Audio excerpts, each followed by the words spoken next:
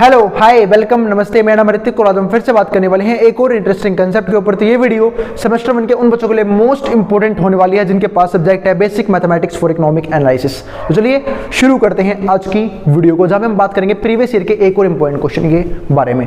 और इस complete series के नोट्स ऑलरेडी बन चुके हैं। जिन बच्चों को नोट्स परचेज करने हैं या फिर इसके अलावा किसी और सीरीज के नोट्स परचेज करने हैं वो इस नंबर पर जाए 9667836336 यहाँ पर व्हाट्सएप करके नोट्स ले सकते हैं।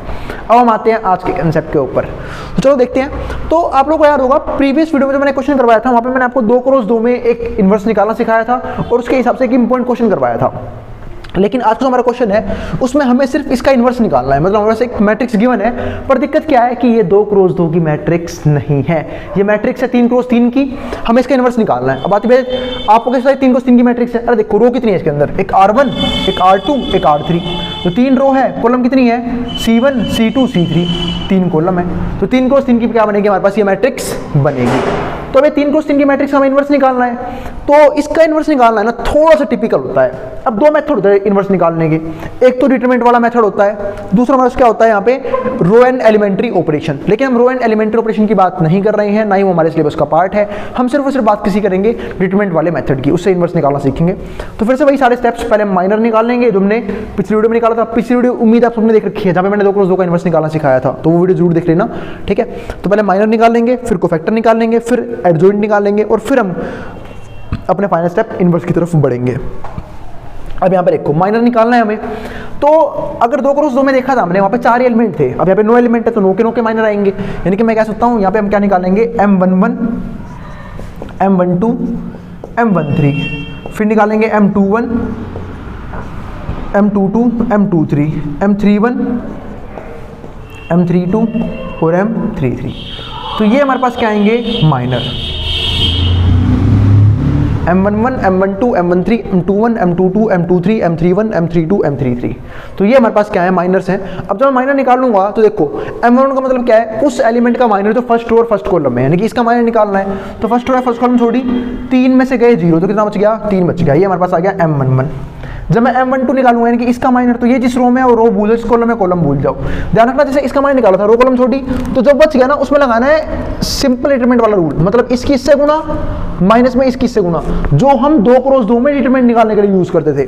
सेम जब मैं इसका माइनर निकालूंगा, इसकी रो कॉलम छोड़ी, ये चीज ध्यान से करना, कंफ्यूज मत होना। और यहाँ पे देखो 8 गुना में 1 8 में साइड में निकाल लो, और 3 गुना में 3 9, 8 में से 9 गए -1, तो ये चीज ध्यान से करना। तो यहाँ पे कितना आ गया, माइनस का 1। जब M13 निकालोगे यानी कि इसका माइनर निकालोगे, तो इसकी रो छोड़ दी, इसका कॉलम छोड़ दिया। 8 गुना में 0 0, माइनस में 3 गुना में 3 9, 0 में से 9 गया -9, तो यहाँ पे कितना आ जाएगा, M13 माइनस का 9। जब मैं M21 निकालूंगा तो इसकी रो कॉलम छोड़ दी, ठीक है, जो बच गया यानी कि इसकी से गुना, तो -2, माइनस में इसकी से गुना। अब 0 गुना में कुछ भी हो 0 होता है, तो -2 में 0 गया, -2 ही बचेगा, तो यहाँ पे कितना आ गया, -2। जब मैं M22 निकालूंगा यानी कि इसका माइनर निकालूंगा, तो इसकी रो कॉलम छोड़ी, 5 गुना में 5, 5 में 3 गए 2, M22 कितना आ गया, 2। जब मैं M23 निकालूंगा, इसकी रो कॉलम छोड़ी, 0 में से घट गया। अब देखो ध्यान से, M23 यानी कि इसका, तो इसकी रो इसका कॉलम गया, इसके से गुना 0, 0 में से घट गया, घटा का 6, तो घटा घटा क्या हो जाएगा, जमा। ध्यान से करना, तो 0 + 6 कितना हो जाएगा, 6। M23 कितना हो गया, 6। M31 क्या है भाई, इसका माइनर। तो ये जिस रो में रो छोड़ दिया, इस कॉलम में कॉलम छोड़ दिया, -6 में से गया 3, तो कितना आ गया, -9, तो ये -9 आ गया।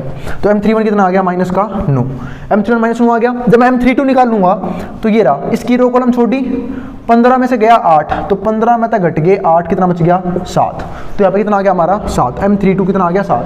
जब मैं M33 निकालूंगा यानी कि इसका माइनर, तो इसकी रो इसका कॉलम छोड़ दिया, 5 थी 15 में से घट गए, कितने घट गए भाई, ये 16, तो 15 में से घट गए माइनस का 16, तो माइनस का 16, 15 + 16 31।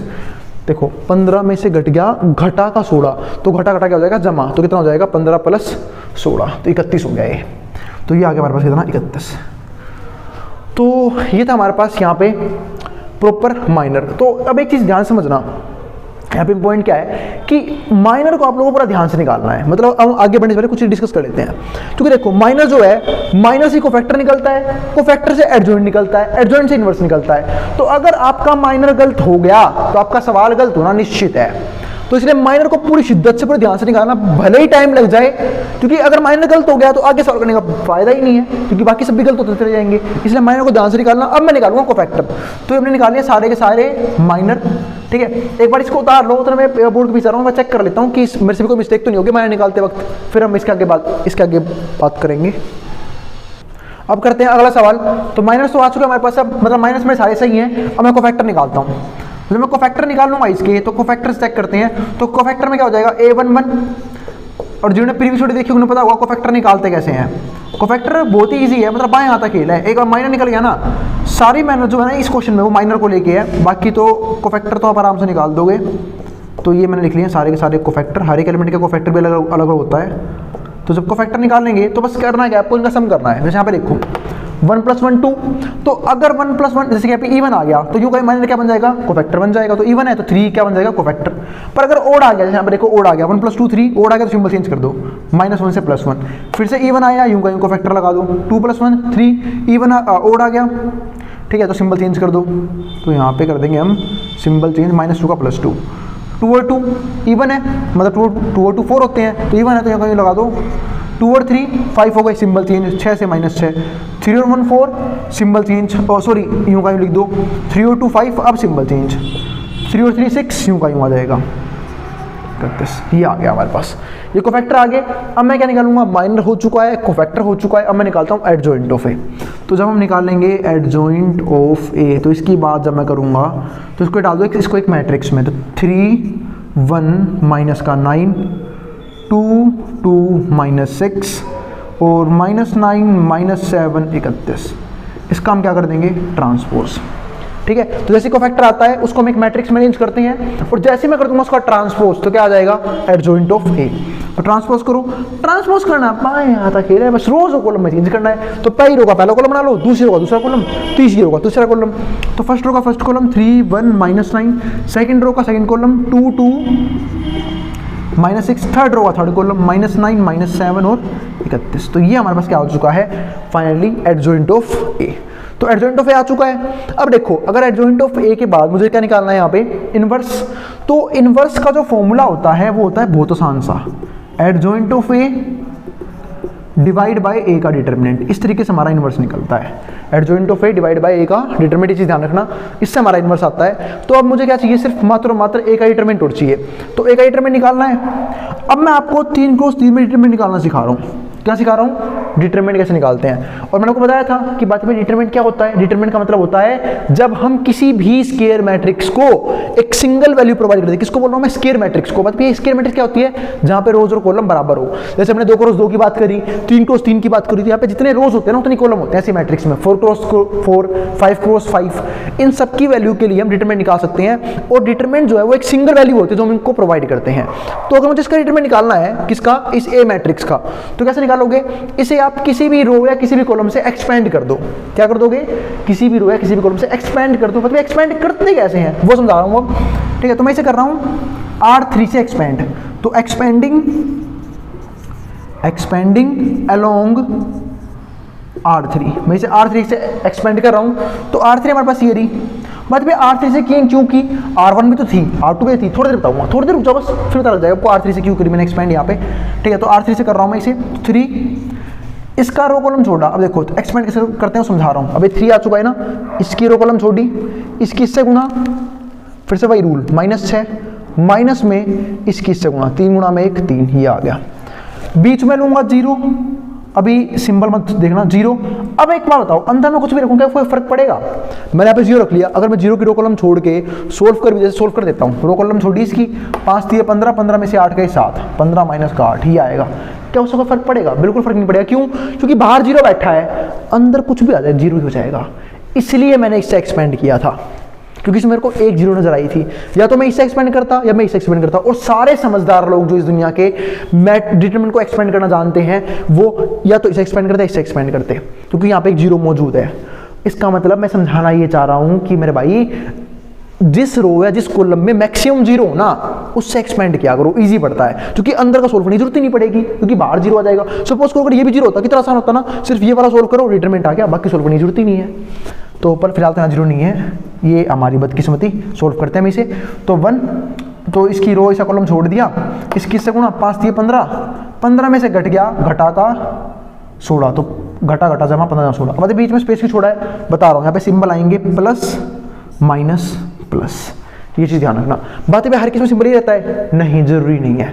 प्लस माइनस प्लस जो है वो सिर्फ अगर मान लो कि वैसे तो प्लस माइनस प्लस ही रहेगा, लेकिन अगर आपने बीच की रो यूज़ करी है या बीच का कॉलम यूज़ करा है तो सिंबल उल्टे हो जाते हैं, तो सिंबल होते हैं minus plus minus, otherwise symbol यही होते हैं प्लस माइनस प्लस। तो ध्यान रखना, अगर तुमने बीच की रो या बीच का कॉलम यूज़ कर लिया है एक्सपेंड करने के लिए तो सिंबल लोगे माइनस प्लस माइनस, वरना कोई सी भी रो यूज़ कर लो, चाहे R1 यूज़ करो, चाहे R3 यूज़ करो, चाहे C1 यूज़ करो, चाहे C3 यूज़ करो, तुम्हारा symbol minus plus minus plus ही रहेगा। और एक और पॉइंट बात, हम किसी भी रो या किसी भी कॉलम से एक्सपेंड करते हैं उससे डिटरमिनेंट की वैल्यू पे फर्क नहीं पड़ता है। अगर मैं इसे R3 से कर रहा हूं, चाहे मैं इसे R1 से करूं, आपका आंसर सेम ही आएगा, ये चीज भी ध्यान रखना। तो ये कितना हो जाएगा, -3, माइनस से -3, -9 गुणा में 3, ये आ गया, और ये तो 0 हो जाएगा, ये हो जाएगा 15 + 16 31, तो 31 आ गया ये, -27 + 31 कितना आंसर आ गया 4। तो ये आ चुका हमारे पास किसका आंसर, डिटरमिनेंट का आंसर। डिटरमिनेंट आ गया। अब मुझे एक इनवर्स निकालना था। अब एक इनवर्स क्या होता है, adjoint of A divide bye एक डिटरमिनेंट। एक डिटरमिनेंट आया 4, तो 1/4, और ये वैल्यू कितनी है, वैल्यू ये है क्या, शायद कहाँ गई, हाँ यही तो है, 3 2 -9, ये हो जाएगा 1 2 माइनस का 7, और ये हो जाएगा -9 माइनस का 6 और 31। सवाल ढेर। तो ये था हमारे पास ए का इन्वर्स निकालने का तरीका। अब एक चीज़ यहाँ पे हम और समझते हैं, आप लोगों को बता देता हूँ डिटरमिनेंट निकालने का इस केस में एक शॉर्टकट तरीका भी होता है। अगर आप कभी भी, ये चीज़ ध्यान रखना क्या बोल रहा हूँ, अगर आप कभी भी किसी भी रो के एलिमेंट्स की मल्टीप्लाई उसी के कोफैक्टर से करके जोड़ देते हो ना, तो डिटरमिनेंट आता है। दोबारा बता रहा हूँ, अगर आप किसी भी रो के एलिमेंट्स की मल्टीप्लाई उसी के कोफैक्टरों से करवा के जोड़ देते हो तो डिटरमिनेंट आता है। दिखा रहा हूँ दोबारा से, देखो यहाँ पर देखो, 5 दिए 15, बीच में प्लस, दूसरे वाले से देखो, ये एलिमेंट है, ये उसका कोफैक्टर है, -2, बीच में प्लस, अरे गुणा में 9, -9 आ गया। तो ये कितना हो जाएगा, 15 -2 प्लस माइनस -9। अब देखो ऐसे कर लो चाहे तो, 15 में से 2 गए 13, 13 में से 9 गए 4, तब भी 4 आएगा, फिर यूँ कर लो, माइनस प्लस, 9 और 2 11, तो 15 पर साइन तो माइनस का ही रहेगा, -11 4 आ गया, मतलब 4 ही आएगा। सोल्व कैसे कर लो, देखो डिटरमिनेंट पहले भी 4 आया था, जब एक्सपेंड किया तो ये काफ़ी लंबा मेथड था, कितना इजीली हो गया, ठीक है। और कुछ नहीं हुआ, यही किया है सोल्व। अगर तुम ध्यान से देखोगे तो मैंने क्या किया है, मैंने एक तरह से इससे एक्सपेंड किया है। तो ये चीज़ ध्यान रखना, अगर आप किसी भी रो के एलिमेंट की मल्टीप्लाई उसके कोफैक्टरों से करवाते हो ना, तो आपका डिटरमिनेंट आ जाता है। और एक चीज़ बता रहा हूँ मैं यहाँ पे, अगर आपने किसी एक एलिमेंट की किसी एक रो के एलिमेंट की मल्टीप्लाई किसी और रो के कोफैक्टर से करा दी, सपोज करो ये हमने लिया है R1 और हमने मल्टीप्लाई कर दी R2 के कोफैक्टर से, तो इस केस में डिटरमिनेंट 0 हो जाता है। ऐसा मत करना, ठीक है ना, हाँ। तो ये चीज़ ध्यान रखना। तो उम्मीद है आपको हर टॉपिक समझ में आ गया होगा। इनवर्स 3 क्रॉस 3 में कैसे निकालता हूँ वो भी समझा चुका हूँ, डिटरमिनेंट सोल्व कैसे करते हैं वो भी समझा चुका हूँ, एक्सपेंशन कैसे होता है डिटरमिनेंट की, यानी कि हर एक बात में डिस्कस कर चुका हूँ 3 क्रॉस 3 के लिए भी। तो उम्मीद है आपको दोनों क्वेश्चन समझ में आ गए होंगे। और दोनों क्वेश्चन करवाने में इसलिए जरूरी थे क्योंकि ये जो है इस सीरीज के पार्ट में मैंने इन्वॉल्व नहीं किया था, यानी कि जो टॉपिक था वो था मैट्रिक्स और डिटरमिनेंट का, जो टॉपिक मैंने सीरीज में नहीं करवा रखा था। वो अलग बात है कि मैंने बिजनेस मैथमेटिक्स में इसको खूब अच्छे से करवा रखा है, हाँ इस सीरीज में नहीं करवाया था, ठीक है। तो अभी जिसको जो उतारना उतार ले। अभी कुछ और भी इंपॉर्टेंट क्वेश्चन है जो मैं आने वाली वीडियोज में करवा दूंगा आपको, मतलब दो वीडियो बन चुकी है, 2 क्या वीडियो और बनाऊंगा जब मैं सारे क्वेश्चन ऑलमोस्ट जो बढ़िया है वो डिस्कस कर चुका हूँ तब तक। ये क्वेश्चन मुझे काफी इंपॉर्टेंट लग रहे थे, इसलिए मैंने ये भी करवा दिए हैं। अब जिसको जो उतारना उतार ले, मैं रहा हूँ बोर्ड के सामने से। और अगर वीडियो पसंद आई हो तो वीडियो को लाइक किए बिना मत जाना और चैनल को सब्सक्राइब भी कर देना ऐसी वीडियोस के लिए। अब जिसको जो उतारना उतार सकता है।